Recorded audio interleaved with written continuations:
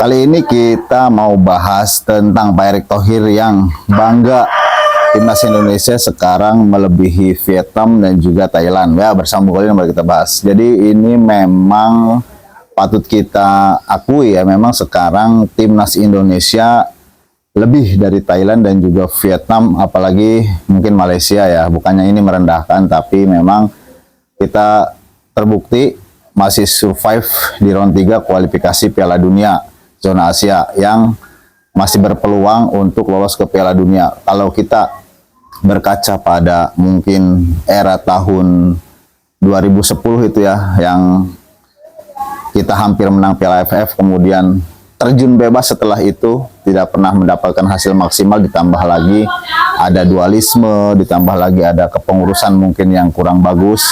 Itu kita sangat terpuruk sekali ya. Contoh misalkan di round 2 kita pernah kalah sama Vietnam 3-0 di kandang, kemudian melawan Malaysia, aduh batuk, di GBK juga kita pernah kalah ya 3-1, walaupun waktu itu kita pernah sempat mencetak gol melalui Alberto Gonçalves pada saat itu, striker timnas naturalisasi, itu naturalisasi murni ya, karena dia berdarah Brazil, tidak ada keturunan.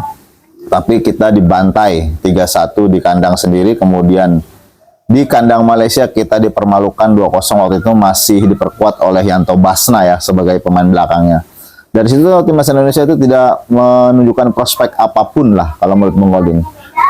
Bangkit pada tahun 2010 ketika timnas Indonesia menembus partai final, kemudian kalah melawan Malaysia 3-0 di Bukit Jalil dan 2-1 Indonesia menang di GBK, walaupun tidak menjadi juara, tapi itu sempat memunculkan harapan.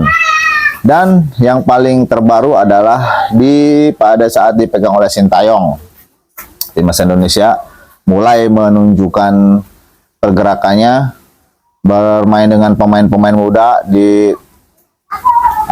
dikapteni oleh Asnawi waktu itu. Piala AFF 2020 kalau tidak salah ya, itu Indonesia masuk final, kalah oleh Thailand, tapi di situ sudah menunjukkan progres sebenarnya dengan keberanian STY waktu itu memutus generasi dan menurunkan pemain-pemain muda. Timnas Indonesia ternyata bisa dengan gemblengan ala Koreanya yang mendisiplinkan faktor fisik dan juga mental kepada pemain. Nah, sekarang yang sudah dilakukan oleh Sintayong itu dilanjutkan oleh Coach Patrick, dan kita masih berpeluang. Pak Erick Thohir mengatakan bahwa bangga timnas Indonesia sekarang bisa melampaui kedua negara tersebut, karena kedua negara tersebut, Malaysia pun tidak bisa lolos ke round 3. Hanya wakil ASEAN ini yang berjuang di kualifikasi Piala Dunia ini, satu-satunya wakil ASEAN cuman Indonesia sekarang, dan masih berpeluang lolos ke round 4. Bung Ulin tidak mau ngomong inilah lolos otomatis, sudahlah itu kita lupakan saja. Kita ini harus realistis saja. Kalau misalkan nanti lolos ke round 4, maka disitulah kesempatan timnas senior bisa lebih menunjukkan lagi tajinya ya, apalagi dengan chemistry para pemain ini yang kalau menurut Bung Odin ini semakin matang, dengan terbukti pada pertandingan terakhir melawan Bahrain itu, walaupun memang masih belum ini ya, secara permainan mungkin masih belum kental ya. Kenapa disebut kental itu? Dari segi ball position itu kita belum bisa mendominasi negara-negara yang mungkin levelnya satu. Sekarang Bung Odin bilangnya selevel lah, dengan Bahrain selevel, dengan Arab Saudi selevel lah, nggak beda jauh seperti dulu-dulu. Kalau misalkan dulu itu kan ketika kita menghadapi tim-tim seperti dari Arab, kemudian apalagi dari Jepang gitu kan, kita pasti yang terbayang itu pasti sudah kekalahan di depan mata. Tapi sekarang kita mampu bersaing. Bahkan Sandy Walsh pun mengatakan ketika bermain di GBK kami mampu mengalahkan siapapun dengan bantuan dari supporter. Nah, ini tentu saja hal positif yang diujarkan atau dilontarkan oleh Sandy Walsh. Nada optimisme timnas Indonesia nanti mampu berbicara banyak kalau nanti lolos ke round 4. Yang jadi masalah mungkin nanti di round 4 belum tahu sistemnya seperti apa, karena katanya di kandang netral. Ini tentu saja menjadi satu kerugian buat timnas Indonesia karena tidak bisa bermain di GBK. Tapi dengan semakin kompaknya pemain, ini tentu saja memberikan harapan buat timnas senior lebih bisa kompetitif lah nanti di round 4.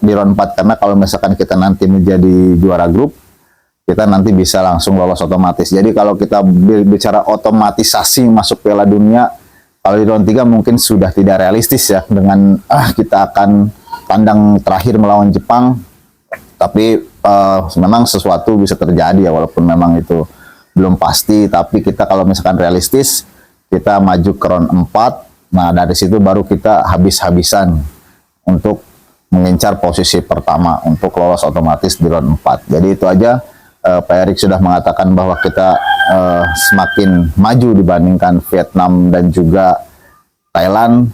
Terlebih Malaysia mungkin sedang gonjang-ganjing pemain naturalisasinya, yaitu mungkin dari kubu Malaysia sendiri kurang cocok dengan program naturalisasi Malaysia, tidak seperti timnas Indonesia gitu. Tapi kita patut berbangga lah dengan hasil ini.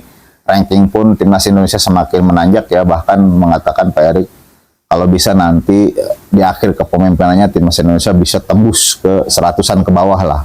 Karena PSSI, ketua PSSI itu sekarang ada peraturan baru dari FIFA, katanya hanya maksimal 3 periode harus diganti. Jadi semoga Pak Erik masih kuat menahan gejolak yang ada di PSSI untuk membangun sepak bola Indonesia.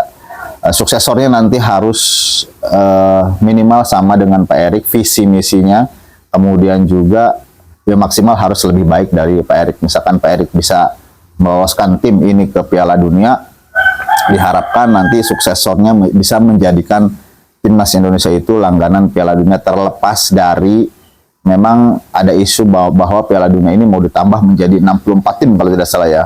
Kalau misalkan skemanya seperti itu, Bung Olin rasa tidak hanya timnas Indonesia yang bisa lolos, itu Vietnam, Malaysia, mungkin Thailand itu bisa ikut lolos ke Piala Dunia karena pesertanya semakin banyak.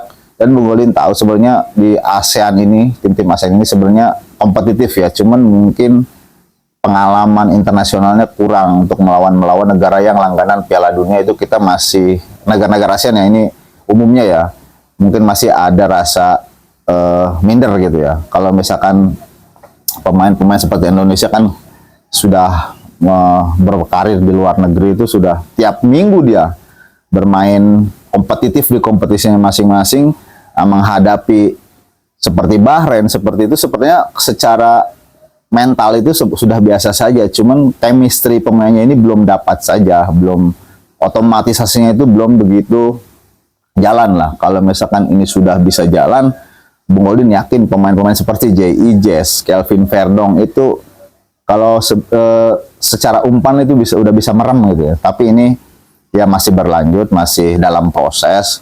Mungkin harapannya Bung Olin sering mengatakan di round 4 nanti proses ini sudah bisa rampung, chemistry sudah bisa jalan, maka timnas Indonesia nanti di situ akan meraih prestasinya ya, langsung lolos otomatis di round 4. Jadi itu harapan kita semua. Itu aja dari Bung Olin, salam timnas Indonesia.